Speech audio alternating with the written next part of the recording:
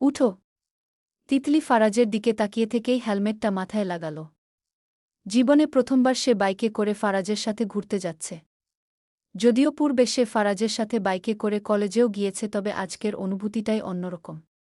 খুশি হবে নাকি ব্যথিত হবে ঠিক বুঝতে পারল না। তবে সে খুব খুশি, ভীষণ খুশি। নিজের প্রিয় মানুষটার সাথে ঘুরতে যাওয়া তার জীবনের সবচেয়ে সুন্দরতম অনুভূতি। তার জীবনের একটা স্বপ্নের মধ্যেও পড়ে এটা।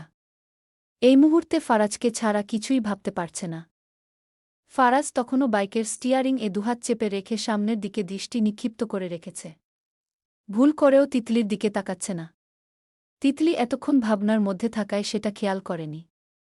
ফারাজ বাইকে হর্ন দিল, সাথে তিতলিও নিজের আকাশপাতাল ভাবনা থেকে বেরিয়ে এল। দাঁত দিয়ে নখ খুঁটতে খুঁটতে ব্যগ্র গলায় শুধাল, আপনার বউ খুব সুন্দর আর কিউট, তাই না বলুন? ফারাজ কপাল কুঁচকে তিতলির কথা শুনল, তাও পাশে ফিরে তাকাল না। সুদর্শনের সুশ্রী মুখাবয়বে এই মুহূর্তে গম্ভীরতার ছাপ স্পষ্ট। জিভ ঠেলে অধর কোণ ভিজিয়ে নিল। চঞ্চলা রমণীর বাক্যবাণে গম্ভীরতা ছাড়িয়ে গেল মুহূর্তেই। ঠোঁটের কোণে ফুটে উঠল বাঁকা হাসি। দুষ্টুমির পারদ আকাশ ছুঁই ছুঁই হল তার। দৃষ্টি সামনে রেখে স্টিয়ারিং এ হাত দুটো আরেকটু চেপে নিজেই তিতলিকে জিজ্ঞেস করল, আমার বুকে শুনি? তিতলি মুখশ্রী অন্ধকার করে নিল এবার। যেন কিছু একটা নিয়ে সে রাগ করেছে। এই যে এখন সে কথা বলল, উনি উত্তরও দিল, তাও তার দিকে তাকাল না। আবার বলছে আমার বুকে? তার তো বলতে ইচ্ছে করছে আপনার বউ পাড়া টুম্পা বৌদি। কিন্তু এটা বললে তো ঘুরে ফিরে নিজেকেই টুম্পা বৌদি বলা হবে। কারণ বউ তো সে নিজেই।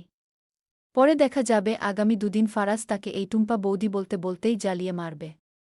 নিজের পায়ে নিজে কুড়াল, ওতটা বোকা সে নয়। তাই সোজাসাপটা উত্তরে বলল, আপনি আমার দিকে তাকাচ্ছেন না কেন? ঠোঁট কামড়ে হাসল ফারাজ। মেয়েটার অভিমানী কণ্ঠসুর শুনে না চাইতেও পর্বতশৃঙ্গের ন্যায় সুউচ্চ দাম্ভিক ঘাড়টা বাঁকিয়ে তাকাল পরপরই। দৃষ্টি করল তীক্ষ্ণ। ঠোঁটের কোণে আচমকা এক চিলতে বাঁকা হাসির রেশ টান। হ্যাজেল রঙা চোখ দুটো সহসাই নিবদ্ধ হল শাড়ি পরা স্নিগ্ধ রমণীর পেলব মুখখানার পানে। রক্তরঙা লাল লিপস্টিক মাখা ঠোঁটজোড়া বড টানছে তাকে। সে চাচ্ছিল না এখন কিছু করতে। কিন্তু বউ নিজে থেকে তাকে সুগার দিতে চাইলে সে কি থোড়াই না করবে? উহু, মোটেও নয়। ঠোঁটের কোণে বাঁকা হাসির রেশ ফুটিয়ে ফারাজ বলে উঠল, আমি এখন তাকালে তাকানোটা শুধু তাকানোর মধ্যেই সীমাবদ্ধ থাকবে না। এই তাকানো থেকেই বহু কিছু হয়ে যাবে। তখন আমাকে দোষ দিতে পারবে না ওকে। কথাটা বলে আচমকা পেশিভুল হাতের হেঁচকা টানে তিতলিকে নিজের কাছে টেনে আনল ফারাজ। ডান হাতের বৃদ্ধাঙ্গুলি এগিয়ে নিয়ে তিতলির ঠোঁটের লিপস্টিক মুছে দিতে উদ্যত হল। অন্য হাত তিতলিকে ধরে রেখেছে।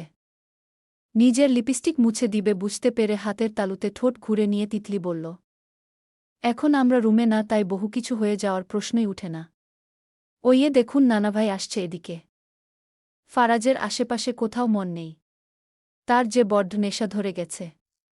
তিতলির কথা আদৌ তার কান পর্যন্ত পৌঁছাল কিনা কে জানে।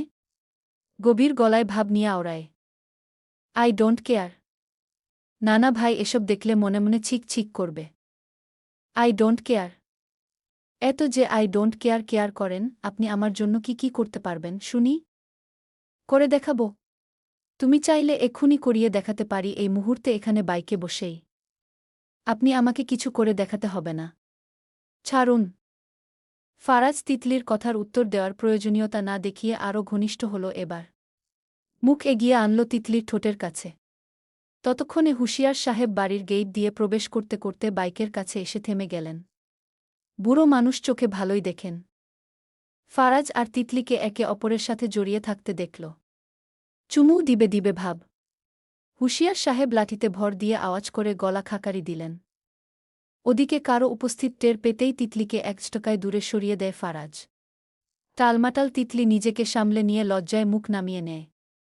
হুঁশিয়ার সাহেব চোখ ডলতে ডলতে মস্কারা করে বললেন, চোখে কি কম দেখলাম? না, কম তো দেখলাম না, সবই তো ঠিক দেখতাছি।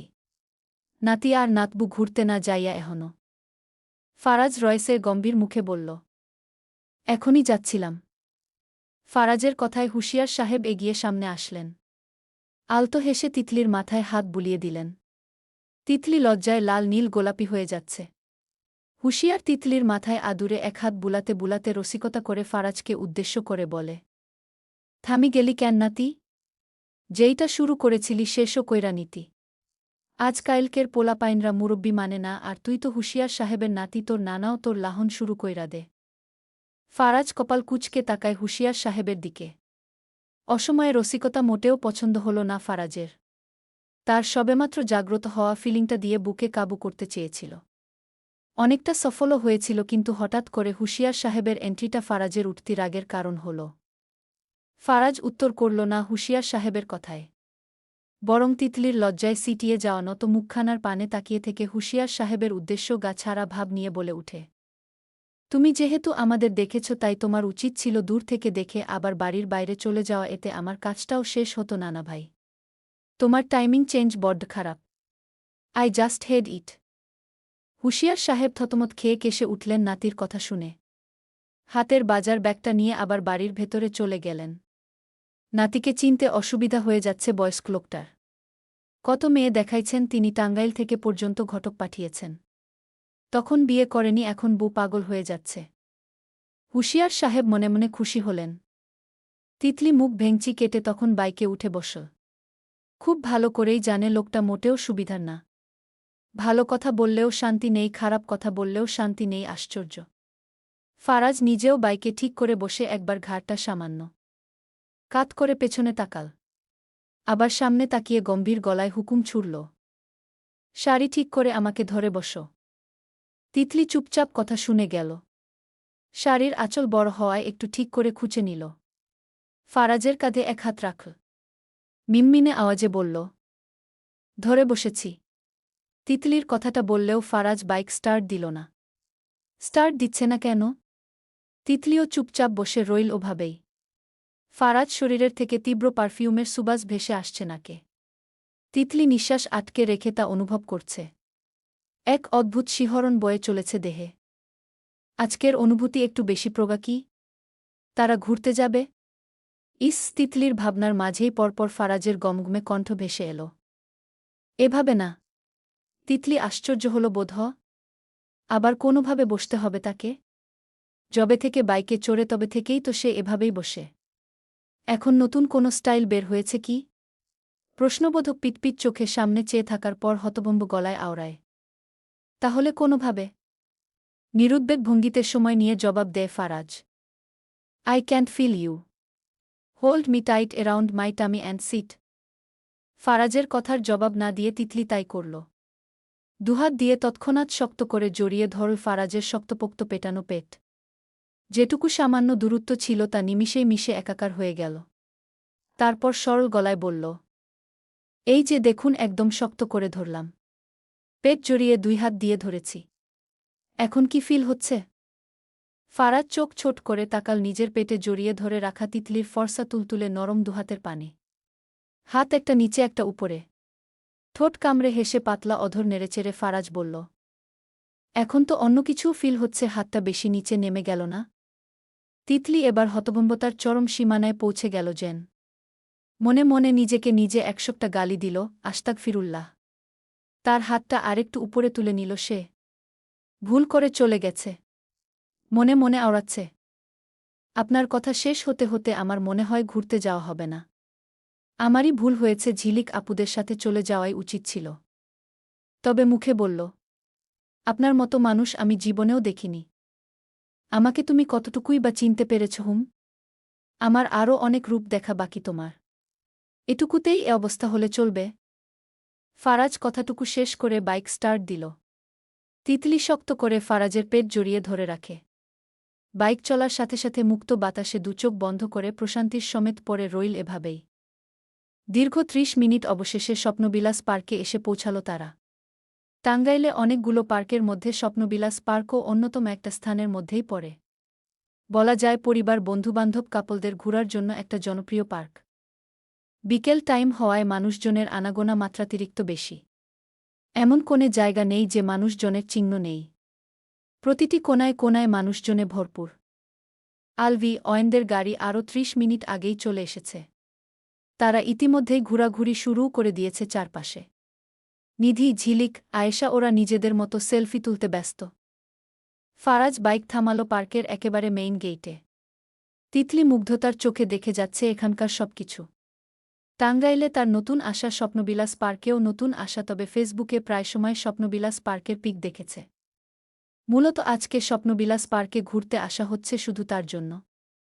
আলভিরা সবাই অন্য একটার যেতে চেয়েছে। ফারাজকে বলে তিতলি এই পার্কের নাম বলেছে। তারপর সবাই একসাথে কথা বলে স্বপ্নবিলাস পার্কেই আসলো শেষমেশ।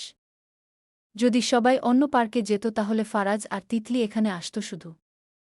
তিতলি শাড়ি ধরে আগেভাগে নেমে গেল বাইক থেকে। নিজেকে উপন্যাসের নায়িকা আর ফারাজকে নায়ক ভাবতে শুরু করেছে। কমবেশি ফেসবুকে তার উপন্যাস পড়া হয়। কত যে উপন্যাস পড়েছে তার কোনো হিসেব নেই। মাঝে মাঝে ভাবত উপন্যাসের নায়কদের মতো যদি কেউ তাকে ভালোবাসত। কি একটা পোড়া কপাল তার, উপন্যাসের নায়কদের মতো রোমান্টিক হাসব্যান্ড পেয়েছে, ঠিকই ভালোবাসি ভালোবাসি বলে কান পচানোর মতো হল না। তিতলির ভাবনার মাঝেই পরপরই ফারাজও নেমে আসলো বাইক থেকে। নেমে ভ্রুজোড়া কুঁচকে এদিক ওদিক নজর বুলিয়ে নিল একবার। পরিবেশটা ঠিক কেমন তা আন্দাজ করছে যেমন। ওদিকে তিতলির কোনো হুঁশ নেই। ফারাজ তিতলির ডান হাত শক্ত করে নিজের হাতের মুঠোয় নিয়ে মৃদুস্বরে বলল, চলো। তিতলি ঘোরের মধ্যে থেকেই নিজের হাতের মুঠোয় ধরে রাখা ফারাজের হাতের দিকে তাকিয়ে থেকে আচমকা বলে উঠল, আপনি উপন্যাসের নায়ক? আর আমি নায়িকা, তাই না বলুন? কপালে সূক্ষ্ম ভাঁজ পড়ল ফারাজের। বিদ্দিষ্ট চাহনি গভীরতা পেল তার। নীরবে শুনে যাচ্ছে সব। দুর্দম্য পায়ের গতি তার এগোচ্ছে অদূরে খালি জায়গার পানে। খালি জায়গা বলতে ওখানে মানুষজন কম দেখা যাচ্ছে। ফারাজ গমগমে আওয়াজে বলে, সো হোয়াট? উপন্যাসও পড়ো? এজন্যই মাথার ভেতরে সব। তিতলি ফারাজের কথা শেষ হবার অপেক্ষা না করে সামনে এগোতে এগোতে নিজে নিজেই নির্লিপ্ত ভঙ্গিতে যাইছে তাই বলতে থাকল, কেন? উপন্যাস পড়া কি পাপ? আপনি কখনো পড়ে দেখেছেন? সঙ্গীম প্রণয়শক্তি প্রেমঘোর জীবনে অনেক উপন্যাস পড়া শেষ, এখন ভাবছি আমি নিজেই আপনাকে আর আমাকে নিয়ে একটা রোমান্টিক উপন্যাস লিখব। নাম দেব মাই হাজব্যান্ড। রাগে অনুরাগে। সুহাসিনী ফাতেহা। পর্ব ৩৫।